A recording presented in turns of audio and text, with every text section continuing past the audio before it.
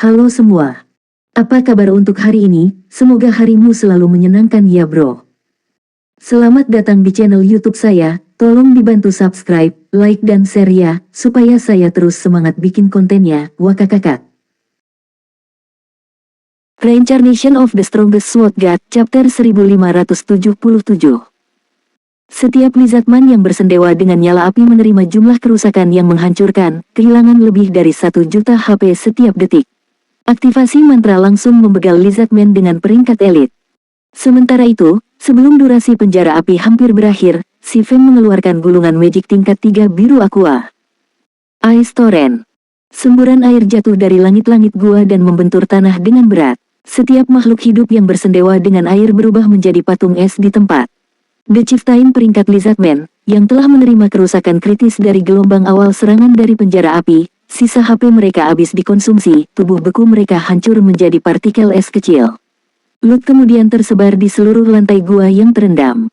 Setelah beberapa saat, hanya 9 lord dan 1 ketua tertinggi yang tersisa dari pasukan Lizardman. Betapa tangguh. Melihat bahwa Lord memberi peringkat Lizardman sudah di HP kritis, si Feng menindaklanjuti dengan Flame Domain. Meskipun Flame Domain tidak sekuat mantra penghancur skala besar tingkat 3, itu lebih dari cukup untuk berurusan dengan Lizardman peringkat Lord. Setelah 3 mantra penghancuran skala besar turun, hanya Kapten Lizardman peringkat tinggi yang tersisa dari 300 lebih Lizardman yang menyerang si Feng. Namun, pada saat ini, ketua tertinggi memiliki kurang dari setengah HP yang tersisa. Meski begitu, si Feng tidak berniat menunjukkan belas kasihan, segera maju ke arah Kapten Lizardman. Jika itu selama waktu normal, si Feng tidak akan memperhatikan monster peringkat High Lord. Namun, dia saat ini harus berurusan dengan Grand Lord peringkat kepala Lizardman. Jika dia meninggalkan Kapten Lizardman sendirian sekarang, dia mungkin akan menyesalinya nanti.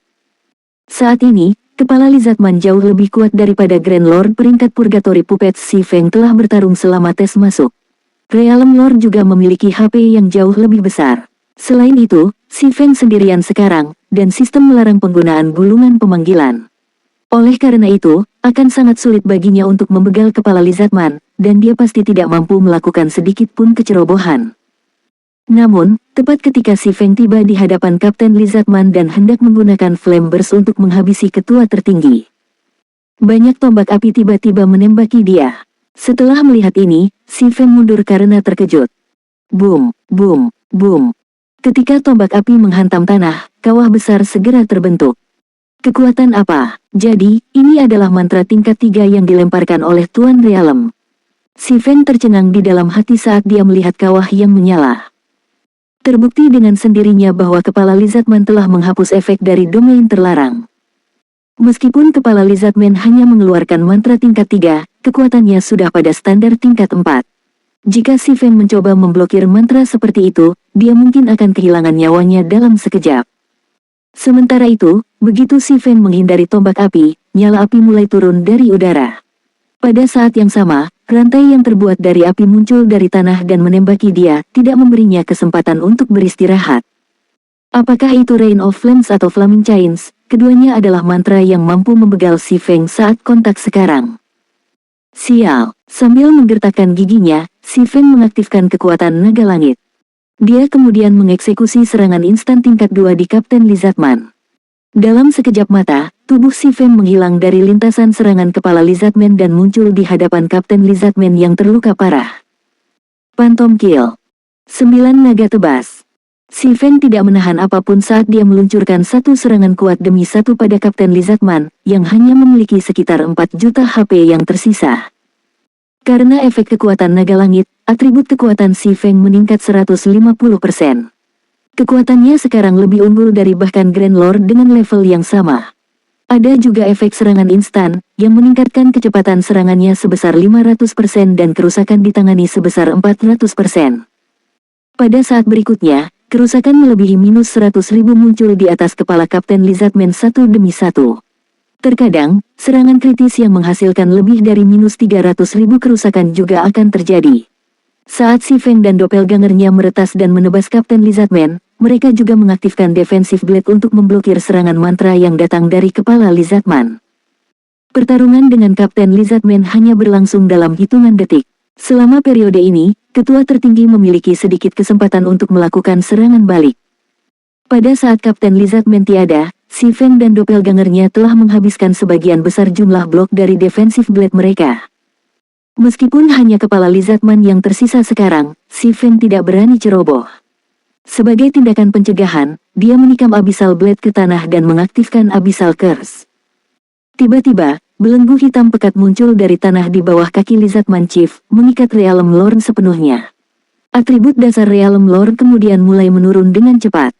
Namun, kepala Lizardman bukanlah lawan yang mudah untuk dikalahkan. Dengan teriakan, dia menghancurkan pengekang di tubuhnya dan menghentikan atribut dasarnya agar tidak berkurang lebih jauh. Pada akhirnya, Realm Lord masih mempertahankan 80% dari atribut dasarnya, tetap menjadi mimpi buruk bagi pemain saat ini. Namun, Si Feng sudah lama mengharapkan hasil seperti itu.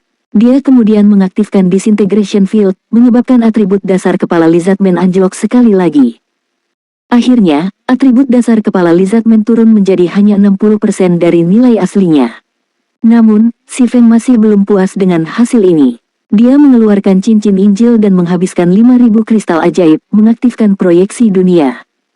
Penindasan 3 kali lipat. Jika pemain di dunia luar melihat pemandangan ini, mata mereka kemungkinan besar akan jatuh dari rongganya. Si Feng sebenarnya telah menekan Grand Lord tingkat Realm Lord ke titik di mana bos hanya memiliki 45% dari atribut dasar aslinya. Sekarang, kepala Lizardman tidak berbeda dengan penguasa agung dengan level yang sama. Namun, kepala Lizardman benar-benar marah di bawah penindasan 3 kali lipat Si Feng.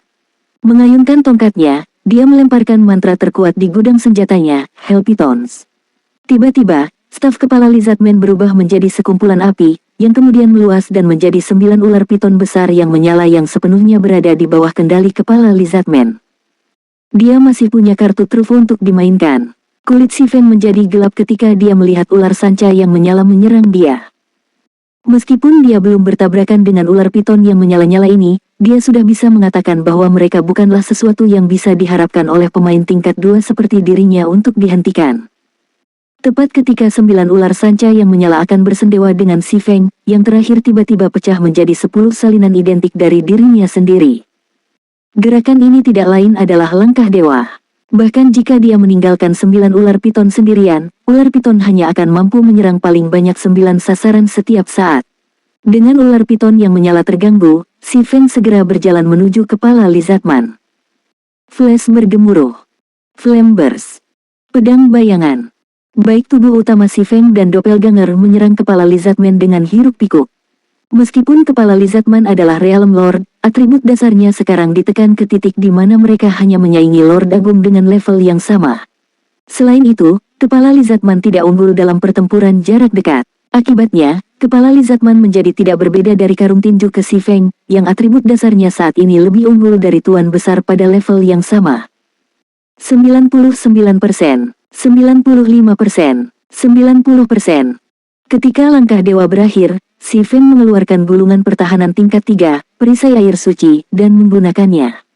Mantra pertahanan mampu memblokir serangan tingkat 4 bahkan untuk sesaat, apalagi serangan tingkat 3 dari ular sanca yang menyala. Pada saat durasi 20 detik Hell Pythons berakhir, perisai air suci masih memiliki lebih dari 1/4 energinya yang tersisa.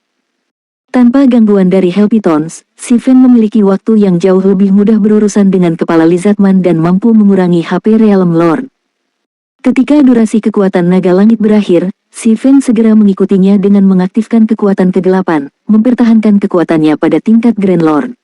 Sementara itu, setiap serangan normalnya menghasilkan lebih dari minus 30.000 kerusakan pada Lizardman Chief dan minus 80.000 untuk serangan kritis. Serangan skillnya menghasilkan lebih dari minus 100.000 kerusakan masing-masing dan minus 300.000 untuk serangan kritis. Namun, Si Feng terkadang terpaksa memblokir salah satu serangan mantra kepala Lizardman dengan senjatanya, kehilangan 10.000 hingga 20.000 HP dalam prosesnya. Untungnya, Si Feng memiliki Life Domain dan Void Shield untuk membantunya memulihkan dan memblokir sebagian dari serangan itu. Karenanya, dia tidak memiliki masalah untuk menjaga HP-nya di atas batas yang aman. Satu-satunya tantangan nyata yang dia hadapi adalah bahwa pertarungan dengan intensitas tinggi menghabiskan stamina dan konsentrasinya pada tingkat yang parah. Seiring berlalunya waktu, HP kepala Lizardman terus menurun. 50%, 30%, 10%. Penyusup tercela, aku tidak akan membiarkanmu menang. Kepala Lizardman tiba-tiba meledak dalam kemarahan yang hebat dan membuang tongkatnya. Dia kemudian mulai mengumpulkan mana dalam jumlah yang luar biasa di dalam tubuhnya. Setelah itu, tidak hanya tubuhnya berubah menjadi hitam pekat, tetapi juga menjadi 2 kali lipat ukurannya. Mana magnis. Pada saat ini, ketika Si Feng melihat kepala Lizardman, dia bisa merasakan ancaman ketiadaan dari Realm Lord. Sebenarnya, bahkan jika pikirannya tidak memperingatkannya tentang kepala Lizardman, matanya bisa melihat dengan sangat jelas betapa berbahayanya Realm Lord saat ini. Meskipun kepala Lizardman hanya berdiri diam sekarang, tanah di bawah Realm Lord tertekuk dan hancur karena aura kuat yang dipancarkan tubuhnya. Udara di sekitar kepala Lizardman juga menjadi sangat berat dan juga sangat panas. Mengaum. Kepala Lizardman berteriak dan berlari ke depan, muncul di depan Si Feng dalam sekejap mata. Realm Lord kemudian mengangkat lengannya yang besar dan menabrak Si Feng. Datang. Si Feng tidak berniat menghindari serangan Tuan Alam. Sebagai gantinya, dia mengaktifkan pembebasan pedang tingkat 2, meningkatkan atribut dasarnya sekali lagi. Pedang bayangan. Tiba-tiba, beberapa garis bayangan bergabung dengan tebasan yang dilakukan Si Feng menggunakan Killing Ray. Serangan gabungan itu mendarat tepat di tinju kepala Lizardman. Ledakan. Si Feng terpaksa mundur hanya setengah langkah dari dampak yang dihasilkan. Sebaliknya, lengan kepala Lizardman terlempar, membiarkan dadanya yang bersisik terbuka lebar untuk menyerang. Selain itu, penghitung juga telah memaksa Realm Lord mundur dengan 2 langkah. Sebuah kesempatan. Si Feng menggunakan kesempatan ini untuk mengaktifkan Divine Providence dan menikam Abyssal Blade ke Lizardman Chief. Flame Burst. Setelah meluncurkan serangkaian serangan yang menghancurkan, Si Feng akhirnya menuai 10% HP terakhir yang tersisa dari kepala Lizardman. Sementara itu, seperti balon yang meledak, tubuh Realm Lord langsung berubah menjadi abu dan menghilang. Reincarnation of the Strongest Sword God, Chapter 1578. Saat dipelajari, Anda akan dapat menghasilkan Magic Rune Armor level 50. Setiap bagian dari baju besi yang diproduksi akan memiliki susunan magic yang diukir di atasnya. 5 buah baju besi dapat digunakan untuk membentuk arai pertempuran kekuatan dasar. Armor penakluk bagian dada, armor plat, pangkat Fine Gold. Level 50. Kebudewa peralatan, Strength 700 dan Agility 700. Pertahanan plus 2150. Kekuatan plus 64, daya tahan plus 72, agility plus 60. Keterampilan pasif tambahan. Pengorbanan hidup, semakin rendah HP pemakainya, semakin besar kekuatan yang akan mereka terima. Meningkatkan maksimum 10% kekuatan dan 20% kecepatan serangan. Keterampilan aktif tambahan. Basic Strength Battle Array, membutuhkan 5 atau lebih pemain yang memakai Conqueror's Armor untuk mengaktifkan. Setelah aktivasi, meningkatkan kekuatan pemakainya sebesar 25%, agility sebesar 15%, daya tahan sebesar 15%, dan fisik sebesar 10%. Memberi buff berbagi persepsi dasar. Tingkat konsumsi stamina dan konsentrasi juga meningkat 400%. Mempertahankan susunan pertempuran membutuhkan 1 kristal ajaib setiap 5 menit. Efek dari Basic Strength Battle Array ini sangat kuat. Si Feng tidak bisa menahan keheranannya setelah membaca pengantar armor penakluk. Dia telah melihat banyak arai pertempuran dasar sebelumnya. Sementara itu, arai pertempuran dasar akan dianggap luar biasa jika meningkatkan atribut yang menjadi spesialisasinya sebesar 20%. Biasanya, sebagian besar arai pertempuran dasar hanya meningkatkan atribut khusus mereka sebesar 15%. Namun, arai pertempuran kekuatan dasar armor penakluk sebenarnya meningkatkan kekuatan sebesar 25% dan 2 atribut dasar lainnya sebesar 15%. Ada juga peningkatan 10% pada fisik. Efek dari Basic Strength Battle Array sudah bisa menyaingi efek transformasi dari Demon Player. Faktanya, Basic Strength Battle Array memberikan peningkatan yang lebih besar pada kekuatan tempur pemain daripada keadaan Demon Player Demon. Lagi pula, buff persepsi berbagi dari arai pertempuran memungkinkan pemain untuk menghilangkan titik buta pertahanan mereka. Ini, pada gilirannya, akan meningkatkan standar tempur pemain secara signifikan. Selain itu, koordinasi antara pemain yang mengenakan armor penakluk juga akan menjadi jauh lebih baik, dan mereka akan mampu melakukan serangan yang jauh lebih menakutkan. Jika satu kelompok yang terdiri dari 5 pemain elit dilengkapi dengan armor penakluk, mereka mungkin bisa mengalahkan kelompok yang terdiri dari 5 ahli biasa. Inilah alasan mengapa berbagai persekutuan besar sangat putus asa untuk mendapatkan peralatan dengan susunan pertempuran di masa lalu. Selain itu, arai pertempuran kekuatan dasar hanya arai pertempuran dasar. Jika armor penakluk memiliki arai pertempuran menengah atau lanjutan, itu bisa memberikan peningkatan yang lebih menakutkan pada kekuatan tempur pemain. Di masa lalu, itu juga karena beberapa susunan pertempuran khusus sehingga banyak persekutuan kecil yang tidak signifikan berhasil bertahan meskipun tidak menundukkan diri mereka ke persekutuan besar. Saat ini, nilai desain armor penakluk bahkan lebih berharga daripada item legendaris yang terfragmentasi. Setelah melalui jarahan kepala Lizardman, si Feng mendekati altar batu dan dengan hati-hati mengambil tablet emas yang diletakkan di atasnya. Si Feng sangat penasaran untuk mencari tahu seperti apa teknik bertarung yang direkam tablet itu.